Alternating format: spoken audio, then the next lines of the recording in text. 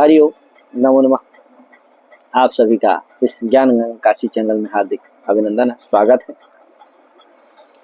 आप जैसा कि जानते हैं इसमें अनेक पाठ चल रहे हैं। इस समय सिद्धांत कौमुदी का परिभाषा प्रकरण चल रहा है, पूर्णता की ओर है। आज 2 सूत्र बचे हुए होंगे। तो आज कौन सा सूत्र है भैया? अनेकाल से सर्वस्य, यही ना है? अनेकाल से सर्वस्य क्या सूत्र है? अनेकाल से सर्वस्य है कि नहीं? काय सुमित, कौन सा सूत्र है? अनेकाल से सर्वस्य है कि नहीं? इतना चल रहा है। अनेकाल से सर्वस्य आज चलेगा। अनेकाल से सर्वस्य बचा है, और कौन से बचे हैं? स्वरितेनाधिकारा, यही ना सूत्र है। अब फिर 2-3 परिभाषाएं हैं। क्या यार, कौन कौन सी है?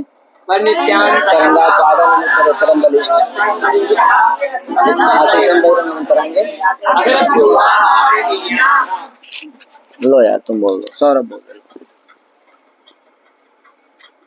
परनित्यांतरंगापवादानाम उत्तरोत्तरम मलीयः असिद्धम महिरंगम अंतरंगे प्रकृत ब्रूहा पाणीया अकृत ब्रूहा पाणीया फिर बोलो। परनित्यांतरंगा अकृत ब्रूहा पाणीया। तो चला रहा है यार, इतना बड़ा लड़का हो गया फिर भी क्या कर रहा है? हाँ तो ठीक है ना, यही बचे हुए, इन्हीं पर चर्चा करना, बाकी सब प्राय हो चुका है। क्या यार, अब चलो देखते हैं कौन सा सूत्र है? अनेकाल सिद्ध सर्वस्य, ठीक है। अनेकाल सिद्ध सर्वस्य ये कितने पद का सूत्र है? 2 पद का सूत्र। अनेकाल सिद्ध सर्वस्य। अनेकाल सिद्ध में कौन सा समास है? कौन बोलेगा? समाहारत द्वंद समास। क्या है? देख के आया करो यार, सूत्र का समास क्या करके आना चाहिए? देख के आना चाहिए। समाहारत द्वंद समास है अनेकाल सिद्ध में। क्या है? पहले तो अनेकाल में समास करना। क्या? न एका अनेक, और फिर अनेका अल यस सा अनेकाल, है कि नहीं? और अनेकाल च सिद्ध च इति अनेकाल सिद्ध। अनेकाल च सिद्ध च इत्यनयो समाहारः अनेकाल सिद्ध, ये समाहारत द्वंद समास है। सिद्ध में भी समास कर लेना, सकारा इत्यससा सिद्ध, जानते ही हो। गीत शीत पीत ये सब क्या है? कीत, इनमें सब में इस तरह। तो अनेकालः अनेकाल अनेकाल अनेकाल सिद्ध सर्वस्य, ठीक है ना? तो अनेकाल च सिद्ध च इत्यनयो समाहारः अनेकाल सिद्ध। अब फिर है सर्वस्य, ही है। सर्वस्य माने स्थानिना का बोधक हुआ है। सर्वस्य स्थानिना भवति, है कि नहीं? ये अनेकाल और सिद्ध क्या है? आदेश है। क्या है? यानी अनेकाल आदेश और सर्वस्य स्थानिना स्थाने भवति, ठीक है ना? सूत्र का अर्थ क्या हो जाएगा? अनेकाल आदेश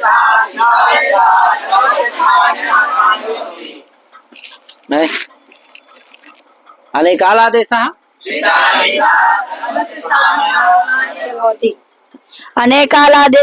सिद्ध आदेशः सर्वस्य स्थानिना स्थाने भवति। देखो लिखा आ गया ना, सभी को आया कि नहीं आया? अब देखो ये जो सूत्र है ये क्या करता है? स्पष्टम लिखा इसमें। कहें स्पष्टम, क्यों? क्योंकि भैया इसमें किसी की अनुवृत्ति तो आती नहीं है। अनुवर्तनीय पदांतरा अभावात स्पष्टम, है कि नहीं? जहां भी स्पष्टम लिखा उसका मतलब आप समझ लीजिएगा कि किसी की क्या नहीं आती है? अनुवृत्ति नहीं आती। इसीलिए क्या है? सुस्पष्ट, समझे कि नहीं? बस सूत्र से ही सर्वस्य अनेकालादेश सिद्धादेश सर्वस्य स्थानीय स्थानीय, है कि नहीं? अनेकालादेश और सिद्धादेश क्या होता है? पूरे स्थानीय के स्थान पर होते हैं, ठीक है भैया? अनेकालादेश और सिद्धादेश संपूर्ण स्थानीय के स्थान पर होते हैं, ठीक है? ये अर्थ है इसका। इसका उदाहरण जैसे अनेकाल का उदाहरण और सिद्ध का उदाहरण। तो अनेकाल का उदाहरण क्या है भैया? तो अनेकाल का उदाहरण है अस्तेर्भू जराया जरस, है कि नहीं? जराया जरसन्यतरस्याम इत्यादि, है कि नहीं?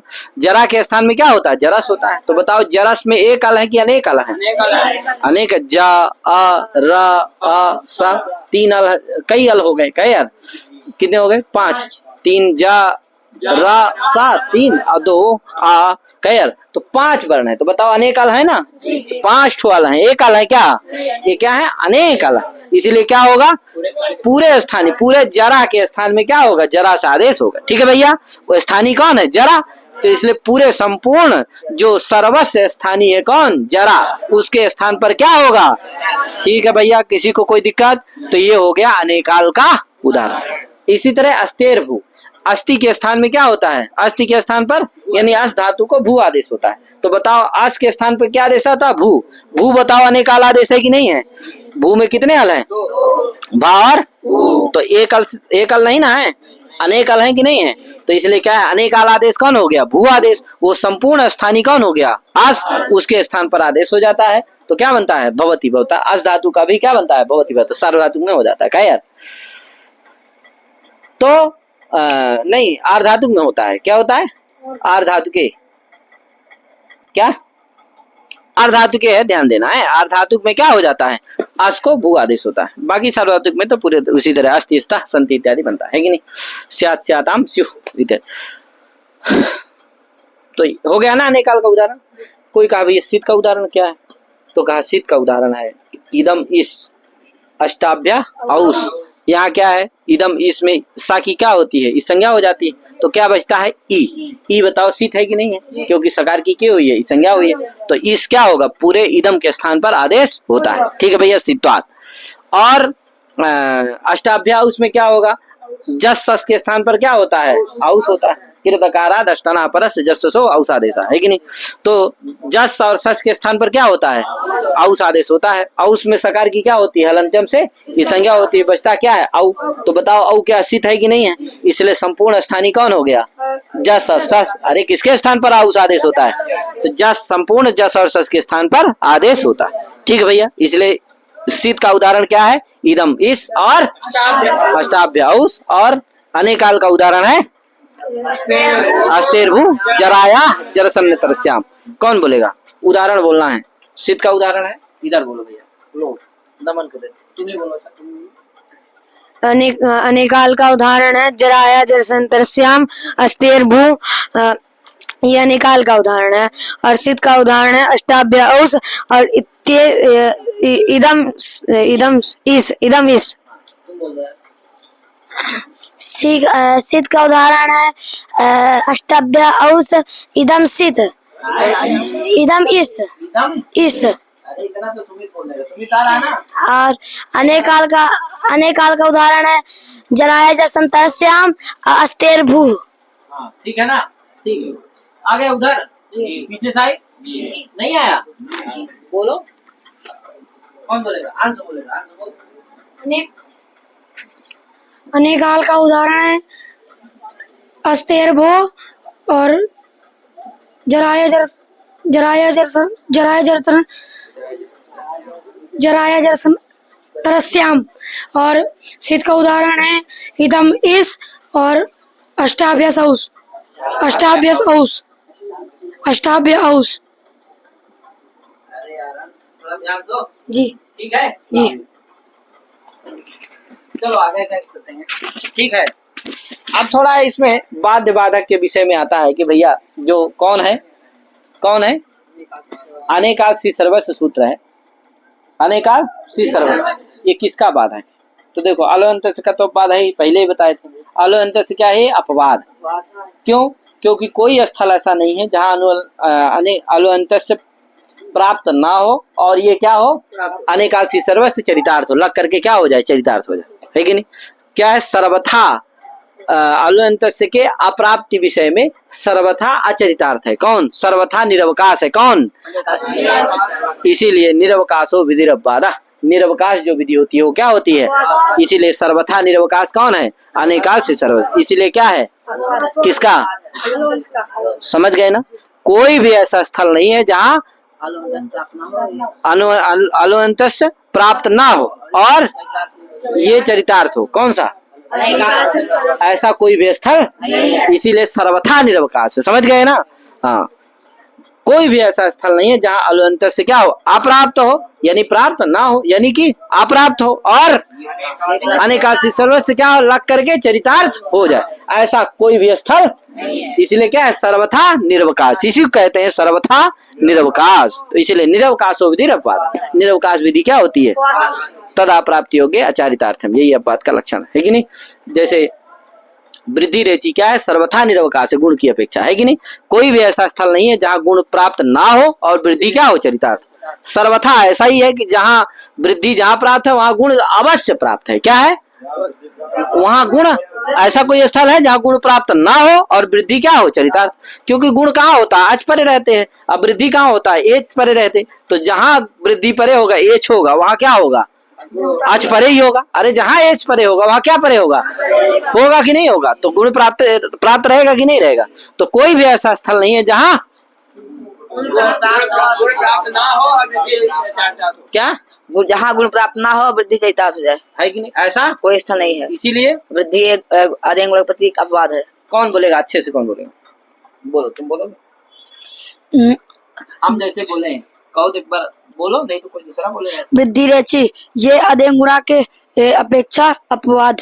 कैसे अपवाद, क्योंकि जहाँ जहाँ क्या वृद्धि रेचि प्राप्त है और वृद्धि रेचि एच परे करता है तो एच जो है वो अच प्रत्यार में आ ही जाता है। जहाँ जहाँ एच परे मिलेगा वहाँ अच परे मिल ही जाएगा, तो क्या वहाँ पे गुण भी प्राप्ति हो जाएगा। इसलिए निरवकाशो कोई ऐसा स्थल, बोलो कोई भी ऐसा स्थल नहीं है, कोई भी ऐसा स्थल नहीं है जहाँ क्या वृद्धि रेचि वृद्धि, जहाँ आदेन गुणा से गुण प्राप्त ना हो और वृद्धि रेचि चरितार्थ ना हो, वृद्धि रेचि चरितार्थ हो जाए, ऐसा कोई स्थल है नहीं। इसीलिए वृद्धि रेचि क्या है, सर्वथा निरवकाश है, निरवकाशो विधि अपवाद, इसलिए वृद्धि रेचि सूत्र अपवाद है। हम चाहते हैं कोई बोले इस तरह से, कौन बोलेगा, कोई है भी, कोई है माइक थामने वाला, अरे कोई है जो ले खुशी से आए, बोलो, हम ही को देना पड़ेगा। वृद्धि रेचि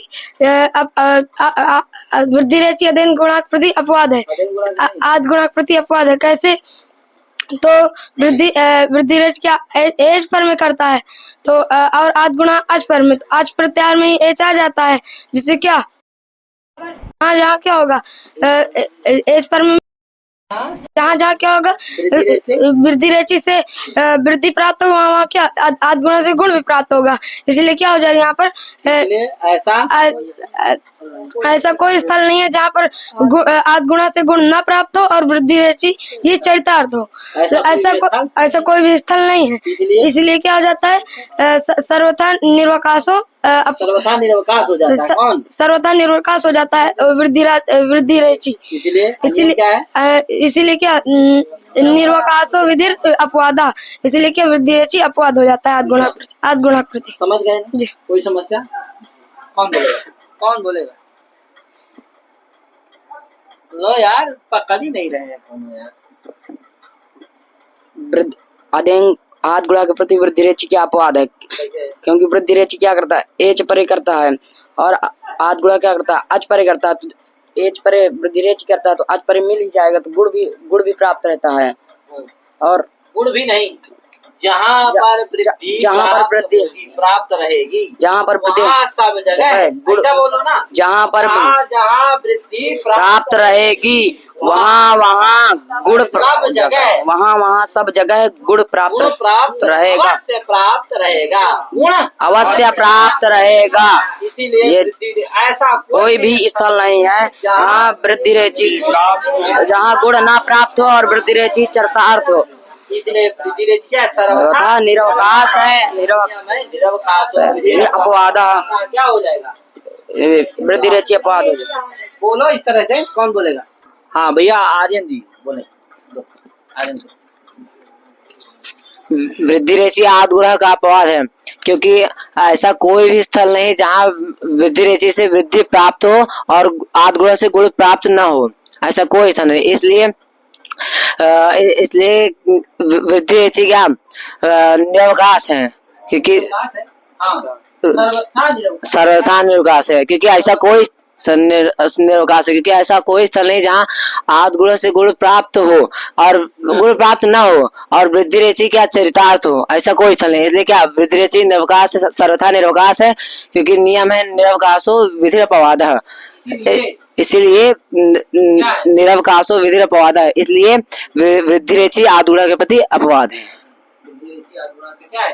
अपवाद है। ठीक है भैया, बोलो भैया। वृद्धिरेचि आदि गुणा के प्रति अपवाद है। कैसे? क्योंकि वृद्धि जहाँ जहाँ जहाँ वृद्धि प्राप्त रहेगी वहाँ आदि गुणा से गुण अवश्य ही प्राप्त रहेगा। अतः और ऐसा कोई स्थल नहीं है जहाँ पर आदि गुणा से गुण प्राप्त ना हो और वृद्धिरेचि चरितार्थ हो जाए। अतः कोई भी स्थल नहीं है जहाँ पर आदि गुणा से गुण प्राप्त ना हो और वृद्धिरेचि चरितार्थ हो जाए। अतः वृद्धिरेचि सर्वथा निरवकाश है और एक नियम है कि निरवकाशो विधि अपवाद, अतः वृद्धिरेचि अपवाद है। निरवकाश विधि कौन सी? वृद्धिरेचि क्या है? अपवाद है। समझ गए? तो ये ध्यान रखिएगा है भैया। तो निरवकाशो विधि अपवाद, ठीक है। इसी तरह से यहाँ समझ लेना है। देखो अब यहाँ समझना है, अलो अंतस्य का अपवाद है कौन? अनेकासी सर्वस्व। क्यों? क्योंकि ऐसा कोई भी स्थल जहाँ जहाँ जहाँ अनेकासी सर्वस्व प्राप्त है वहाँ सब जगह, वहाँ सब जगह अलो अंतस्य अवश्य प्राप्त। क्या है? अवश्य प्राप्त। ऐसा कोई स्थल नहीं है जहाँ अलो अंतस्य प्राप्त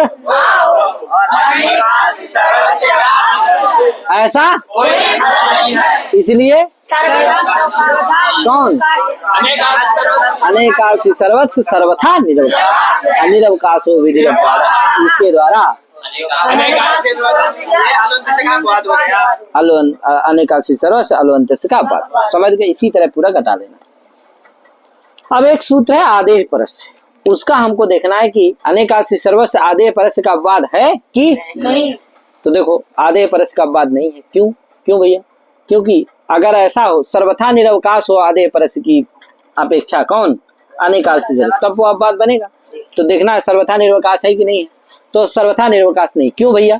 क्योंकि आदेश परस्य के अप्राप्ति स्थल में कौन चरितार्थ है? अनेकासी सर्वस्व। कहाँ पर भैया आदेश परस्य प्राप्त नहीं है? जैसे जराया जरस अभी बताया था, वहाँ षष्ठी निर्देश है, परत्वेन विहित कार्य नहीं है, पंचमी निर्देश नहीं, इसलिए परत्वेन विहित कार्य वहाँ नहीं, इसलिए पर शब्देन परस विहितम यत् कार्य है कि पर शब्देन यानी परबोधक शब्देन विहितम यत् कार्य, परस विहितम यत् कार्य तद स्थानीय आदेश। तो जहाँ परबोधक शब्द के द्वारा पर को कार्य विहित होता है वहीं पर होता है, लगता है कौन? आदेश परस। लेकिन जरा है जरस में ऐसी कोई बात नहीं, पंचमी निर्देश नहीं है, इसलिए परबोधक शब्देन पर को विहित कार्य नहीं, इसलिए वहाँ कौन नहीं जाएगा? आदेश परस प्राप्त नहीं। कहाँ? अस्तेर्भू जराया जरस, दोनों जगह कौन नहीं प्राप्त है? नहीं प्राप्त है। लेकिन वहाँ कौन लग रहा है? अनेकासी सर्वस्व लग रहा है। अतः आदेश परस्य के अप्राप्ति स्थल में अनेकासी सर्वस्व क्या है? चरितार्थ है, इसलिए आदेश परस्य का अपवाद कौन नहीं है? समझ गए? तो इसीलिए अनेकासी सर्वस्व क्या नहीं? अपवाद नहीं। तो कोई कहा भैया अपवाद तो है नहीं, तो इसलिए क्या होना चाहिए? अष्टौ। अष्टौ, अष्टौ में क्या होता है? अष्टन औ, आत हो जाता है अष्टा औ। अष्टा औ भी नहीं, जस सस रहता है, जस अष्टा जस, अष्टा जस अथवा सस दोनों के स्थान में औस होता है। अब अष्टा सस यहाँ पर लग जाए आदेश पर, आदेश परस्य से क्या प्राप्त हो जाए? क्योंकि उसका लिखा है कृत अकादाद अष्टना परस्य, जससो औ से आते हैं, पर बोधक शब्द से कार्य विहित है, पर को कार्य विहित है, इसलिए आदेश परस्य भी यहाँ प्राप्त है। और क्योंकि वो सिद्ध है कौन? औस, इसलिए सिद्धत्वाद क्या? अनेकासी सर्वस्व अनेकाल आदेश भी प्राप्त है। अब दोनों में कौन हो? क्योंकि आदेश परस्य का अपवाद तो है नहीं, कौन? इसलिए सिद्धत्वाद क्या होना चाहिए? आदेश परस्य के द्वारा आदि अल को हो जाए। तो कहा नहीं भैया ठीक है, अपवाद नहीं है, हम मानते हैं इस बात को। कौन अपवाद नहीं है? किसका नहीं है अपवाद? तो अनेकासी सर्वस्व आदेश परस्य का अपवाद नहीं। ठीक है, ये हम सिद्ध है। लेकिन भैया पर तो है कौन? अनेकासी सर्वस्व, किसकी अपेक्षा? आदेश परस्य। तो परत्वाद क्या करे? विप्रच्छेदे परम का परत्वाद क्या कर लेगा? किसको बाध देगा? आदेश परस्य। तो परत्वाद आदेश परस्य को बाध करके क्या हो जाएगा? संपूर्ण स्थान, यानी जस सस के संपूर्ण स्थान में क्या हो जाएगा? औस आदेश। ठीक है ना, कोई दिक्कत? कहा भैया ये बताइए, परत्वाद वही होगा जहाँ तुल्य बल विरोध होता है कि नहीं? विप्रच्छेदे परम कार्य, विप्रच्छेद होने पर ही पर कार्य होता है। विप्रच्छेद माने तुल्य बल विरोध है कि नहीं? लब्धा अन्यत्र अन्यत्र लब्धा अन्यत्र अन्यत्र,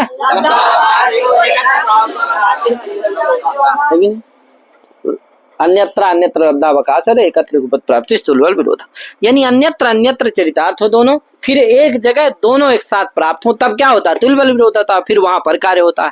यहाँ ऐसे कैसे है, तो कहा देखो दोनों जगह अन्यत्र अन्यत्र चरितार्थ है। जैसे जय से आधे परस्य, ऐसी जगह चरितार्थ जहां अनेकासी सर्वस्व प्राप्त नहीं है। जैसे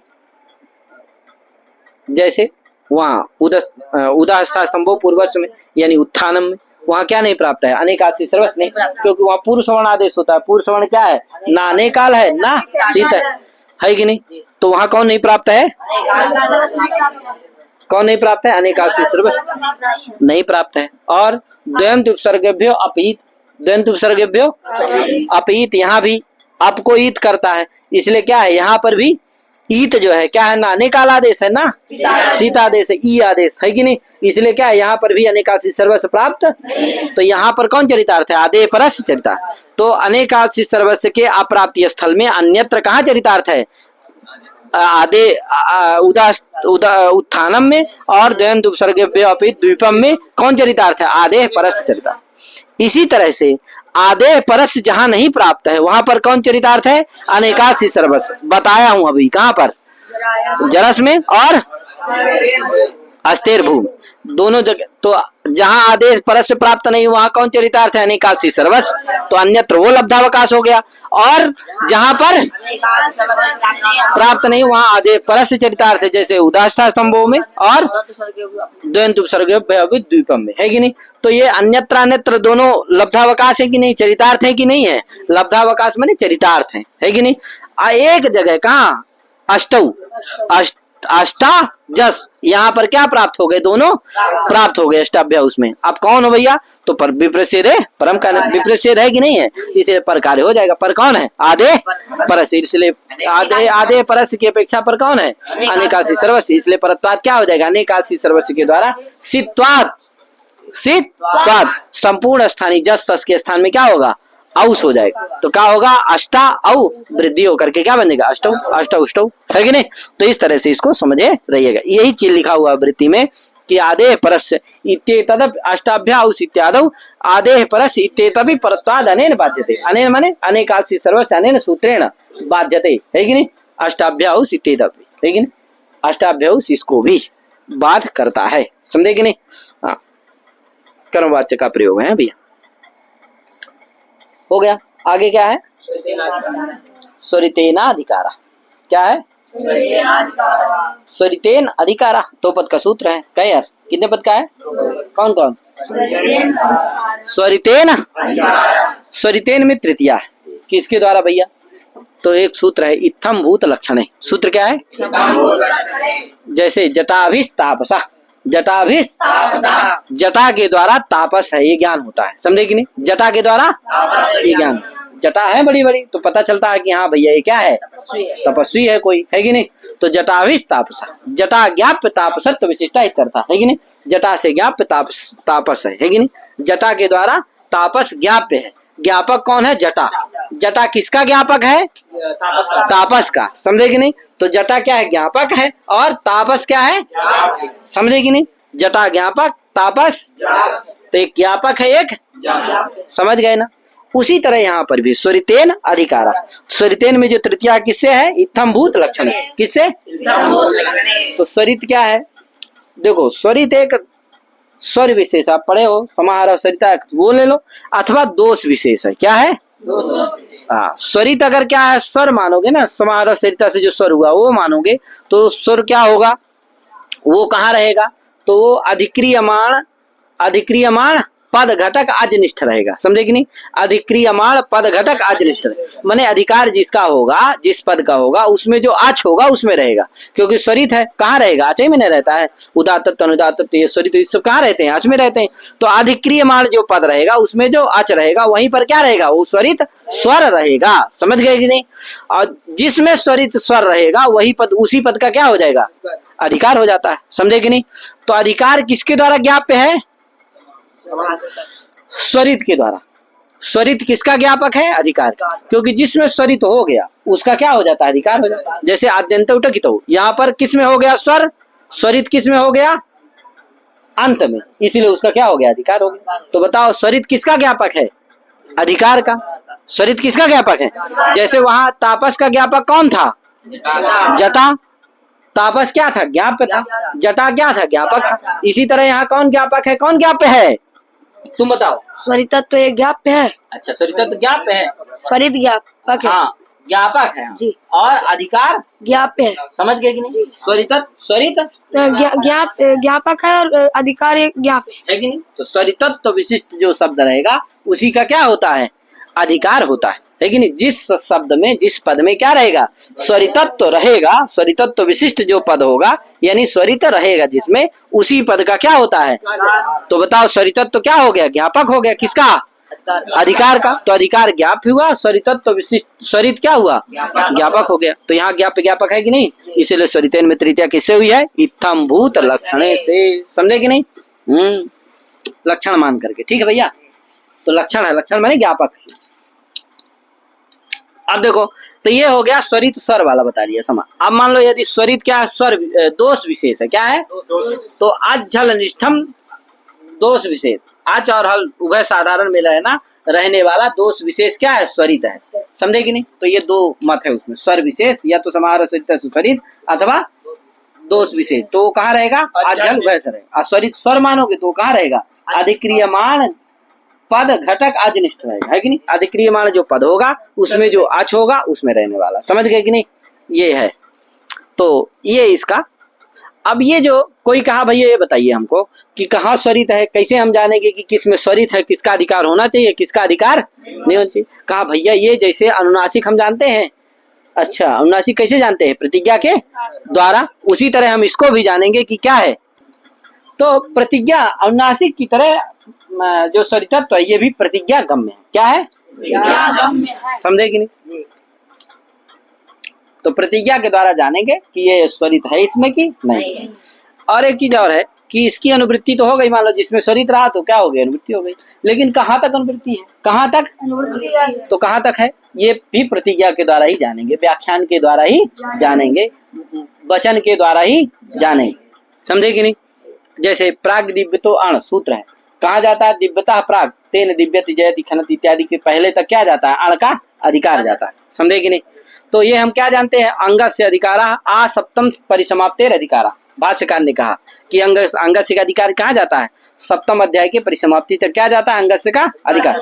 आ सप्तम परिसमाप्तेर अधिकारा, अंगस्य आ सप्तम परिसमाप्तेर अधिकारा। अंगस्य का कहाँ तक अधिकार जाता है, परिसमाप्तेर अधिकारा। सप्तम अध्याय के परिसमाप्ति तक क्या जाता है, क्या जाता है। तो इसलिए ये मुनि वचन है, उसके द्वारा हम जानते हैं कि कहाँ तक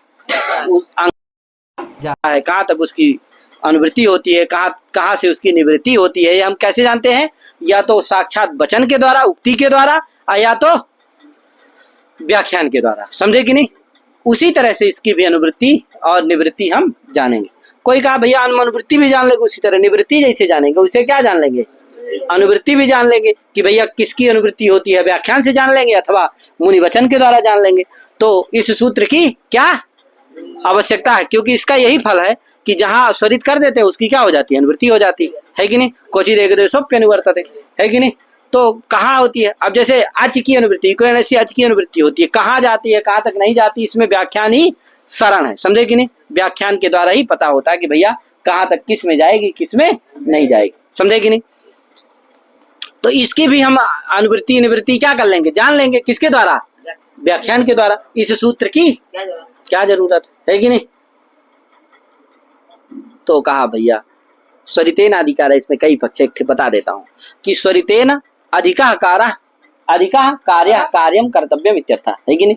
स्वरित के द्वारा अधिक कार्य कर लेना चाहिए, अधिकारा है ना, तो अधिका कारा यानी कार्यम कर्तव्यम इत्यर्थ, अधिक कार्य हो जाता है। क्या हो जाता है, जैसे देखो गो स्त्रियों सज्जन से एक सूत्र है, क्या है, वहां गो शब्द है कि नहीं है, उसके साहचर्य से स्त्री शब्द। अरे संस्कार जी कैसे बैठे हैं, समझ रहे हैं। हाँ अरे हाथवा ऐसे लगा के आप लोग बैठ जाते। एक ठो आती है वो कुछ टाइप की, क्या आती है भैया, तपस्या करने वाली एक ठो आती है। हाँ उसको एक ठो ले लो, उसी में मुड़वा ऐसे रख करके क्या किया करो, तपस्या किया करो। क्या हाँ हाथवा में रख के तपस्या करते हो यार, ठीक नहीं है ये सब, क्या ध्यान दो। हाँ क्या हुआ, गो स्त्री और उपसर्ग। यहाँ देखो गो के साहचर्य से स्त्री भी, गो शब्द लिया जाता है कि नहीं लिया जाता है? स्त्री भी क्या लिया जाए? शब्द ले लिया जाए। स्त्री प्रत्यय ना लिया जाए, क्या लिया जाए? स्त्री शब्द ले लिया जाए। तो कहाँ नहीं होगा? खट्वाम अतिक्रांता अतिखट्वा इत्यादि में क्या नहीं होगा? खट्वा का ह्रस्व नहीं हो पाएगा, क्योंकि वो स्त्री शब्द नहीं है। स्त्री प्रत्यांत है, टाप प्रत्यांत है, लेकिन नहीं है, तो वहाँ ह्रस्व नहीं होगा। तो कहा यही है। अब वहां जब स्त्री शब्द में क्या कर दिए? स्वरित पढ़ दिए, स्वरित हो गया, स्वरित मान लिए, तब क्या होगा? अधिक कार्य हो जाएगा। अधिक कार्य ये हो जाएगा कि स्त्रियाम के अधिकार में जो स्त्री प्रत्यय आते हैं, टाप गीप आदि, ये भी लिए जाएंगे। स्त्री शब्द नहीं लिया जाएगा, स्वरूप का ग्रहण नहीं होगा, स्त्री प्रत्यय का बोधक लिया जाएगा, स्त्री प्रत्यय लिया जाएगा। समझे कि नहीं? जिससे खट्वाम अधिकांत अति खट्वा इत्यादि में क्या हो जाएगा? रस हो जाएगा, अति खट्वा इत्यादि बन जाएगा। ये इसका फल हो गया। समझे कि नहीं? तो इस तरह से इसमें कई पक्ष हैं, इसमें इतना ही बताता हूँ। कई अर्थ। अब आगे 3 परिभाषाएं हैं। कई अर्थ कौन सी हैं? पर नित्यांतरंगापादानम उत्तरोत्तरम बलिया, असिद्धम बहिरंगम अंतरंगे, अकृत व्यूहा पाणनीया। ये परिभाषाएं हैं। इन परिभाषाओं के विषय में हम कल चर्चा करेंगे, है कि नहीं? इनका ज्ञापक और इनका उदाहरण, अर्थ आदि हम कब बताएंगे? कल बताएंगे। तो आज इतने करके अपनी वाणी को विराम देते हैं। सभी को हरि ओम, नमो नमः, जय श्री राम, राधे राधे।